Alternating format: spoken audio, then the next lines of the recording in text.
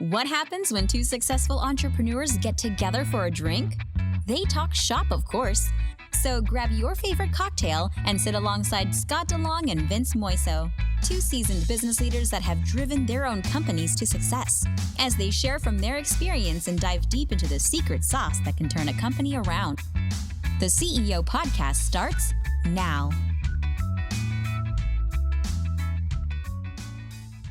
Welcome to the CEO Podcast. I'm Scott DeLong. I'm here with Vince Moiso. Today we're going to be talking about transparency in the workplace. Vince, I'm interested in your take on how much you show people. What do you think about transparency? I think transparency is a must in the workplace. I mean, as far as what that does to a culture in a business, it just shows that as a business owner or an entrepreneur, the willingness to be vulnerable and expose the underbelly of the business is the good, the bad, and the ugly, right? So I do believe in that complete transparency. And by the way, it's not for everyone. So not everybody's going to be able to handle that level of transparency. And at the same time, it creates this organic accountability within a business and a culture that I think you don't get otherwise. So define it for you. Define transparency. What do you show? What do you keep hidden? I mean, obviously, if you have partners in a business, right, they've got to be on board too. Of course. And there may be some things that people aren't ready for yet. But yeah, I don't know. I mean, I would argue it's everything. I mean, you're either transparent or you're not. I mean, to me, transparency, the definition of transparency is very clear. It just means that I'm going to tell all, right? Or I'm going to expose it all. I'm going to be transparent, see through, right? So I'm going to be able to see through you. And if you're going to hold true to transparency, it does mean everything from the financials to decisions that are made. I just look, integrity is a part of that. Sure. Okay. So what's integrity? Let's just define that for a second. It is doing what you say, right? And following through on what you say. It's keeping your word. That's the essence of integrity. But people confuse that, Scott. People confuse integrity with morality. And they feel like it's this right or wrong. And it's not about right or wrong, because you can reset. You know, I might make a promise to you for, hey, Scott, we're going to meet tomorrow at 1:00. Sure. Well, okay, if I can't make it on time at 1:00, then, you know, at least at some point, an hour before, I need to let you know I'm not going to make it there by 1:00. Well, it's not that I didn't keep my word. I reset on what my original word was, sure. Right? So you can hold to integrity in a lot of different ways. And I think when you make it about morality, then you lose a lot of what I think the true essence of integrity is. The reason I bring integrity in conjunction with transparency is it's a really important part of that. So if I'm leaving something out that's convenient for me, then I'm not really holding true to my word, nor am I holding true to the fact that I told you I was going to be transparent. Because then I should say, I'm going to be transparent with you on about 90%. Well, but I think maybe that might be the case. So give me this scenario. So my partner and I are discussing employees, and someone that might be on a performance improvement plan, for instance, or might not quite be there yet, but we think there might be some hope for them rather than just firing them. When do you let people know that that's the story? Now, with the employee, certainly that person, transparent. But should everybody in the organization know that this guy's on a plan? Okay, well, timing, what I heard you say there is that's about timing. The timing in which you expose information to maybe the whole group, that's different to me. So you're still being transparent, because eventually everybody's going to know, right? So eventually a transparency comes through, and the people that need to be in the know, you're fully transparent about what's going on. So that's okay. That's all part of transparency. It doesn't mean transparency now, right? So oftentimes there are things that, let's say, the executive group, the C-level group is going to work through right? And then eventually that information then gets disseminated to everybody, right? So that's okay. It doesn't mean transparency now. It just means a commitment as a company to transparency as a whole, which means that eventually, look, I'm going to share everything about what's going on. Example. So with my current position as interim president, with the company I've been with for the last 4 years, who was originally one of my clients, as you know.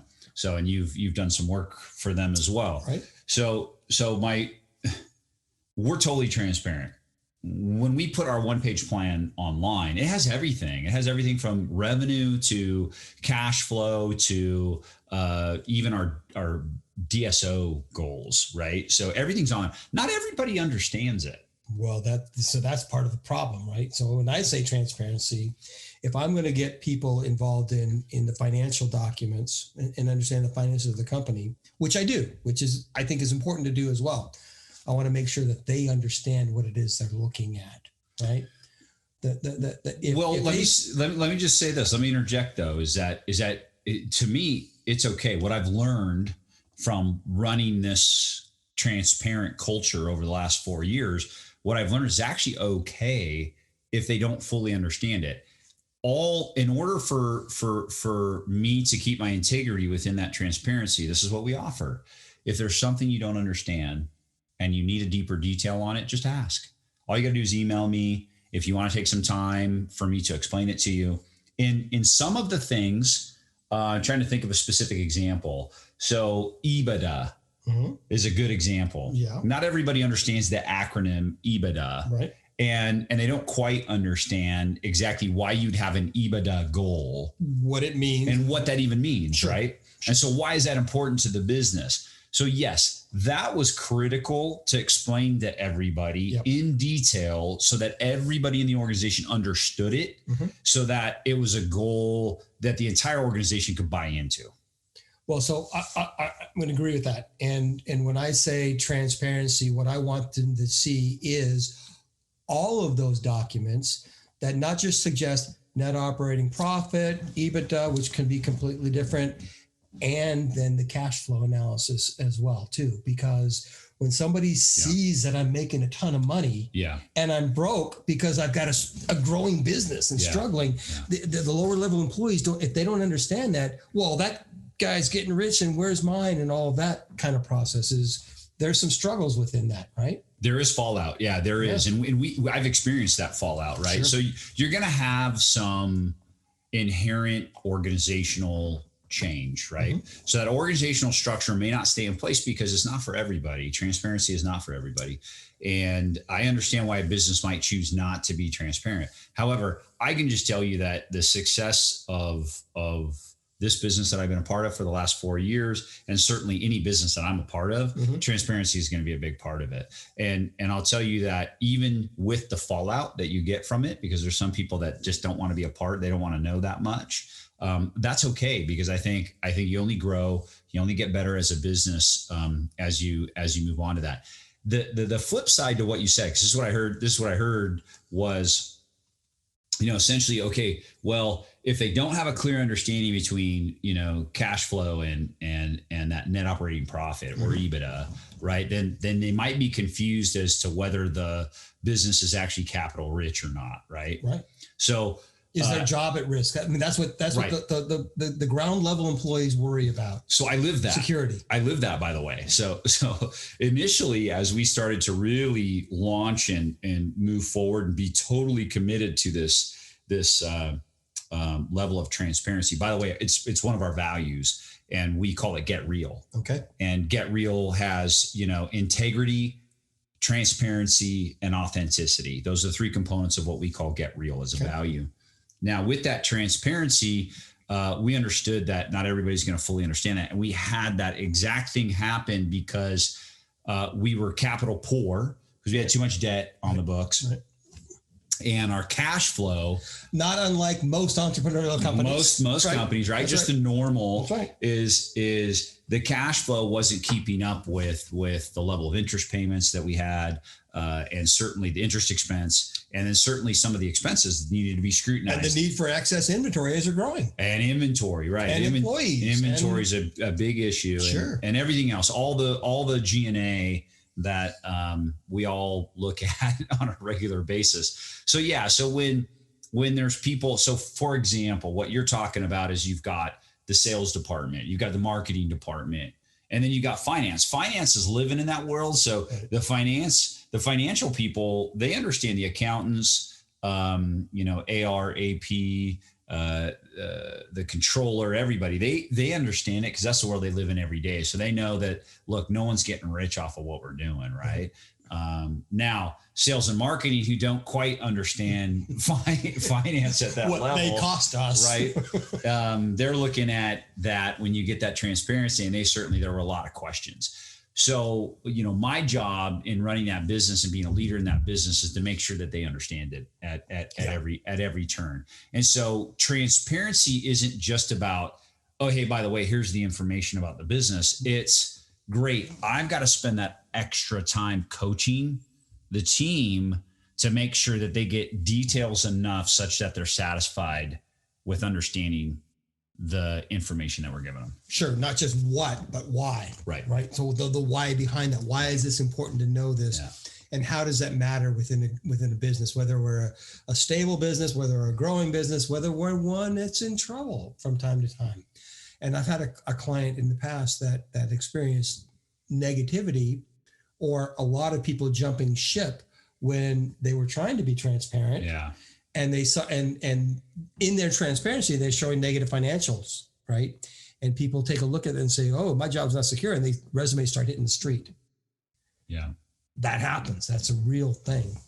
So what do you do in that scenario? Well, not realizing, of course, they're hitting this, the resumes are hitting the street, and those folks aren't realizing that that's true of every company. Yeah. And most likely of every company they've ever worked for, those previous companies just weren't transparent, or worse, they were lying. Right. So I've been a part of organizations. I've consulted for organizations that they lie, right, to their employees, right? Yeah, which certainly it's to eliminate fear. It's an approach. They're trying to do it with good intention because they're trying to eliminate the fear, yet it turns around and I'm probably being harsh just calling it a flat out lie. Yeah. I think the intention is almost what we do with our children, right? we soften the blow, right? Or we tend to be selective with what we tell our children. And I think there's business owners and entrepreneurs that take that same approach where, hey, I'm going to just tell them what they need to know because I've got to keep the lights on. I've got to keep them motivated. I personally am now experiencing the other side, which is transparency. I'm all in for transparency. I would never run a business without it at this point. I don't think that soft touch, in my opinion, this is my opinion, I don't think there's a place in the world today. I don't think there's a place for it. And I'm going to tell you this, the youth that's up and coming, right? And this is the future of business, frankly. And this is who we're hiring, and this is who is going to get us to the next level, right? They, again, this is my opinion, they require transparency. I think they want transparency. And that's different from the workforce that is split by a decade or 2 decades. Well, but they're also training those people that are a decade and 2 decades older than them as well. And those people, what I'm finding is that those people are more interested in understanding, well, first of all, not just what their impact of the business is, so their personal impact of the business is. So being transparent in the employee communication, the one-on-one type of communication is really important as well. Yeah. But how that impacts their livelihoods and the livelihoods of their peers, the people that they're working with. Yeah. That's a big deal. It is a big deal. And it's becoming more of a big deal. And it's the youth that is forcing that big deal upon us older folks to recognize that this stuff matters. Well, think about the information that they have access to, that everybody has access to on any business. Yeah. I mean, we're living in an Amazon age, right? So when you think of Amazon, right, it's instant gratification. It's information. Well, okay, I'll take it beyond that. Think about Google. So the number one search engine on the planet is Google. Did you know what the number two search engine on the planet is? Take a wild guess. I would imagine Bing. YouTube. Huh. YouTube, owned by Google. Right. But so everybody's either watching video, and by the way, you can get whatever you want on YouTube, just about any information to do anything.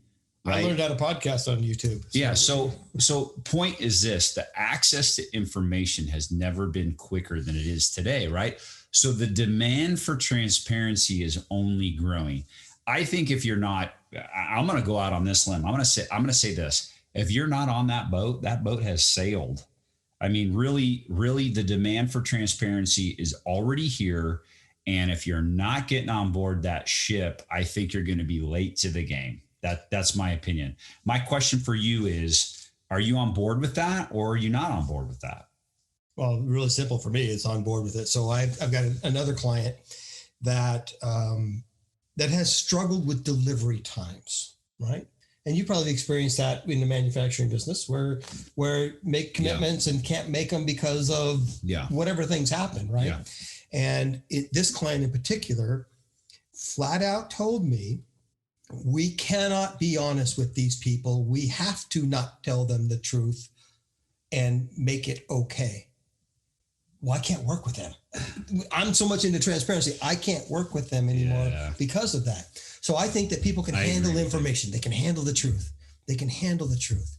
They want to know if you're having problems, what are you going to do to fix the problems? Not just, we have a problem, you're not getting your delivery. Finish that statement. Yeah. Keep going. That's a comma. It's not a period. We have a problem. We're not going to be able to make that delivery, but here's what we are going to do. And here's how we're going to solve this for the future. Because I think all failures of, even if it's something as delivery, are learning experiences. And if we're not learning from them, that's when it becomes a failure. It's funny because you just brought up something hugely important, right? Because this whole time we've been mostly speaking about transparency internally, right? For the organization. Yeah. Well, what about externally? Yeah. So I couldn't agree with you more. And we've adopted transparency across all lines. I mean, whether it's a vendor, whether it's a customer, it doesn't matter what it is, but externally, full transparency. And in fact, what amazes me is the conversations that I have with customers where we've incorporated full transparency are so much easier. Yeah. They're so much easier. It's crazy because what can you say, if you're on the other end of that and you've just been vulnerable enough to really expose the real issues that are going on, the real issues, well, what are you going to say? Yeah. You can't, it doesn't become a yelling match. It doesn't become this argument. It's just, hey, the first statement, and I just had one of those calls actually this morning, ironically, as we're having this conversation via podcast, is my first statement on that call was, I just want to be transparent with you, even if that means that you're going to have to take your business elsewhere. Yeah, I think that's great. That's how I started the conversation. And so what does that do? So your client on the other end of the phone, their shoulders drop a little bit. Completely. They relax. There's no wall. Yeah. It's not like I'm looking for a fight. No. I'm telling you the truth. No. So then you can, in that conversation, it became collaborative. Yeah.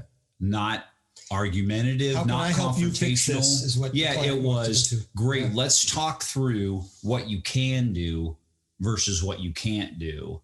And we just talked through all that. And then we were able to go through the options, what the real options were. And then ultimately, he was able to make a decision one way or the other. Sure. So I just got notified about an hour before we started this podcast that we're actually going to retain that business. That's great. So I don't know, that's one example, but I was prepared this morning when I woke up knowing I was going to have that call. I was prepared that I was going to lose that business.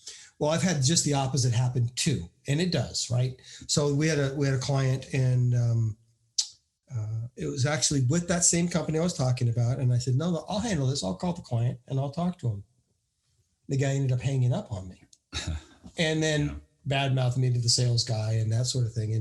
And it's still worth it to me to make sure that I'm here to tell you the truth, because the next time you have a question, you know you're going to get the truth versus some lie, some miscalculation, some whatever. I was laughing earlier when you were talking because what went through my mind was A Few Good Men, the Tom Cruise, Jack Nicholson. You can't handle the bullshit. They can handle the truth. Well, some can't. To your point, and you said it earlier, and I think what you just gave was a perfect example of that, is not everybody, it's just not going to land on everybody, right? The appropriate way. And some people want what they want, and when they can't get what they want, they're just going to move on, or they're going to hang up on you, and that's okay. So again, I didn't have, when I started the call this morning, I didn't have any false expectation that being transparent was going to yield me, I'm going to save this result, right? Like I'm going to save it. I didn't go into it thinking I got to lie. I got to do everything I can to save this. So I've moved on from that. I think that's part of what transparency does for you, is you move on from expecting this result. You're just committed to being transparent. It's going to land or it's not going to land, but the commitment is to transparency. So here's where I go with that. And by the way, I sleep a whole lot better. I bet. Where I go with that is that when it doesn't land, for whatever reason, whether it's with employees or whether it's customers or whether it's with bankers or whether it's whoever, they're just not my people. They weren't going to be my people, right? Yeah. If they can't handle this from me, I'm being vulnerable, because it is vulnerable. I'm going to lose a big order here, or this person may quit, or all of that. And they can't handle that, then they're not my people. And I'm okay with that. I just am, because of the sleeping thing. Well, and I think when you for lack of a better way to explain it, when you get religion on that and you eliminate these expectations, right? Always expecting a certain result from it. I think it just makes life a lot simpler. It makes your business a lot simpler. That has been my experience. That has been my personal experience. And, ultimately in the essence of what we're trying to do here is really just share from experience. And so if I can be vulnerable and be transparent and just share from experience, it has lifted a tremendous weight off my shoulder.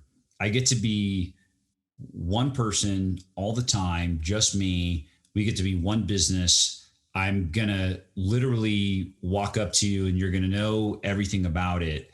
And I don't have to worry. I don't have to think about what I said to Scott yesterday, or what I said to Brian yesterday, or what I said to whoever the week before. I don't have to recall it. It's all the same. It's all one thing. It's all the truth. It's all transparency. And, I have a business partner in this scenario, right? And you know what's important about two business partners is alignment. It doesn't two business work. Partners. How about parents? It's just total alignment. My wife thinks this way, I think this way. How are the kids going to turn out? It doesn't work. Same thing with customers, same thing with employees. It doesn't work. Yeah. It doesn't work otherwise. Here's what I know. The two of us don't even have to have a conversation. If customer X or employee Y calls up my business partner and asks a certain question, he's going to have the same answer that I'm going to have. And the beauty of that is because we're transparent, and I don't have to worry about what he said or I said or anything like that, is I just know, I already know what he's going to say. He already knows what I'm going to say. And that is one of the most beautiful parts or essence of just being all in for transparency. So here's where that ties into my favorite topic, is in trust and building trust and in having trust and all of that. And that customer who doesn't trust you will be calling your partner to see if he gets a different answer than he gets from you. It's the mom and dad scenario, right? Yeah, absolutely. Yeah. So I believe, and listen, sometimes things don't go well, right? I'm transparent with somebody. I tell them the truth and I lose the business. Fine, I'm okay with that. No, do I want to lose business? No, of course not. But I'm okay with that because they're not my people. I've got that going on. They're not my people. And I know that if they check up on me, they're going to get the same answer from the other person. They're going to get the same answer. And that builds a level of trust between employees, vendors, whoever we're talking about, customers, all of these people. If they can't trust me, then why would they want to do business with me? If I can't trust them, why do I want to do business with them? Trust. Transparency equals trust. Transparency will lead to trust. It builds. It leads to trust. It builds on that, certainly. Yeah, I agree. So we've got this method that actually I developed in my educational process that I call the circle of trust. And you'll see kind of an image of this thing. And I think that trust can be built faster and deeper using this process. And as part of the process, I learned from EO and their experience within EO. So it starts with respect.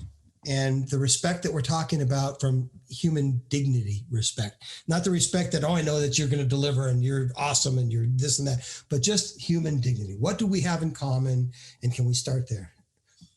Listen to understand. So it's Stephen Covey concept. I know you like Covey as well. I love it. 7 Habits. So listen to understand instead of listen to reply. Share from experience. EO. Yeah. So sharing from experience as opposed to telling you what you should do. Right. And then deliver on the promise. Right. And if I'm telling you the truth, there's no chance that you're going to find out that I'm lying to you from somebody else.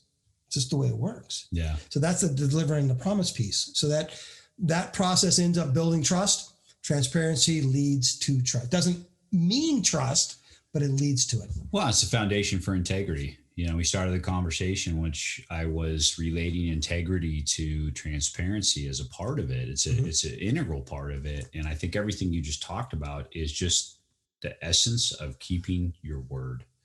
And I think when you're transparent, you almost don't have to worry about it. It just becomes ingrained that keeping your word becomes synonymous with transparency. So you've said it's not for everybody, right? It's not going to land everywhere. Yeah. And I've said when it doesn't, it's not my people. They're just not my people. Yeah. How do you handle it when your transparency is stepped on or abused or taken wrong or what? Yeah. I'm sure you've had situations where you told someone the truth and they don't react well.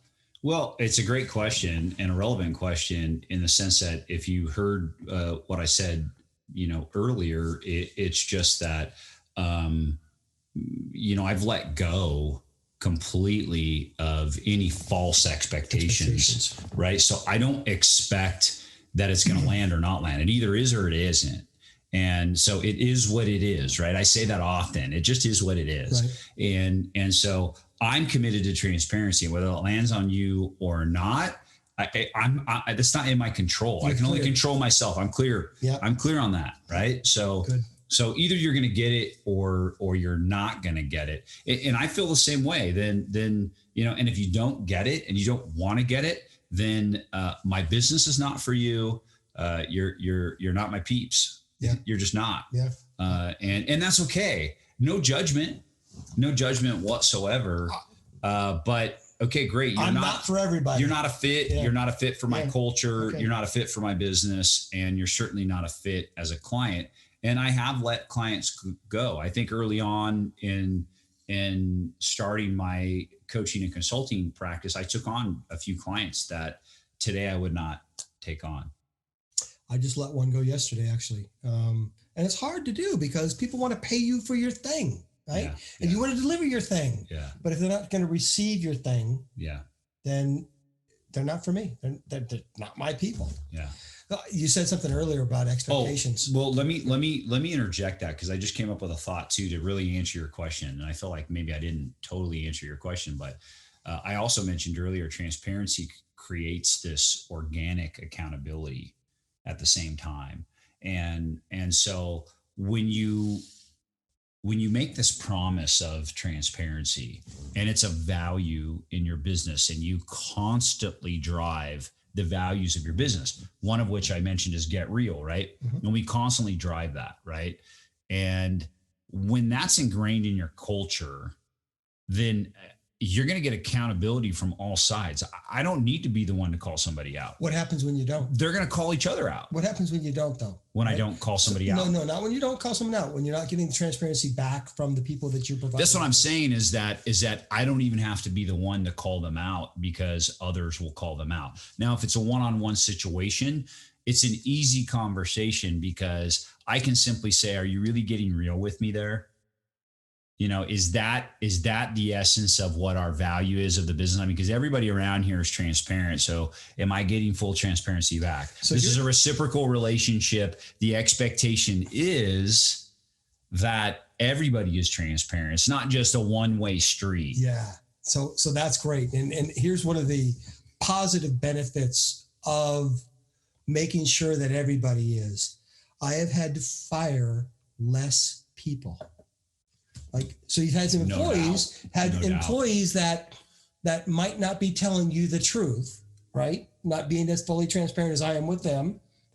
They will realize this is not the right fit for them. They will leave before they get called out on it. That's exactly what happens. Yeah, it works. It's worked almost not 100%, but more often than 90%. Yeah, a lot. Yeah. I've had to fire less people because the culture that we've set doesn't fit them.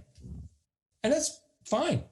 Go do your thing where you do your thing. Yeah. Right? You're just not going to do it here. Yeah.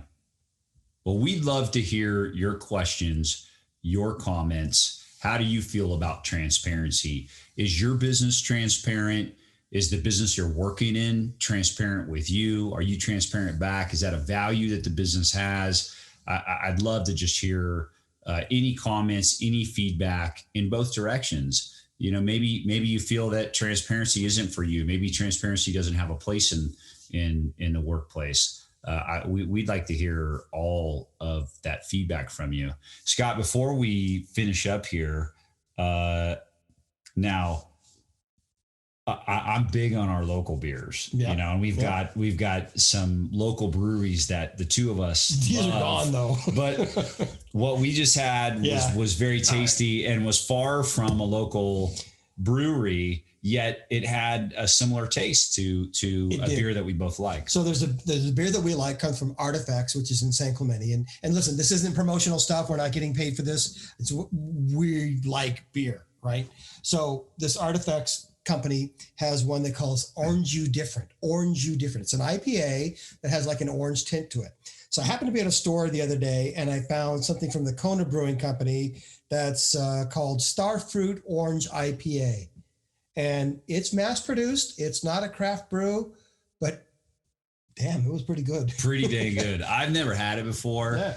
And pretty dang good. And I will tell you that the Artifacts Orange You Different IPA is hands down on my top 5 list as an IPA. And you can't taste the citrus. But it's not like this fruity like thing with an umbrella in it. No, it's not at all. Just like just lightens it up the IPA. And just have that. Bitterness. So I think and knowing enough about IPAs, I don't brew my own beer, so I'm not going to pretend that I'm a brew master by any stretch, but I know enough to be dangerous. And I would say that you know the citrus flavor tends to knock down that real hoppy taste and that aftertaste, which is typically strong in your pure IPAs. What I like about that is the ones that do it right. Okay, Pliny the Elder, right, from Russian River. I think it's one of the best that you could drink. No it's doubt always rated that way too. And anything you read about it, of course. And you know, these guys have done a really great job to knock that down without being fully, you know, having that full citrus flavor. So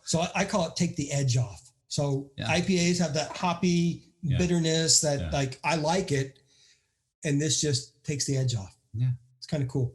That was good. So, all right. Well, hey, thanks for listening. You can ask questions. You get on Vince's website, get on his email list, get on mine, ask questions, challenge us. We want to hear where our Pollyanna attitude about transparency doesn't work for you. Give us some challenges. We'd like to address them. That's the CEO podcast. Thank you. Stay tuned for more. All right, bye. Thank you for joining us for the CEO Podcast. To learn more about Scott and Vince, please visit theceopodcast.net and check out the calendar to tune in for our next episode.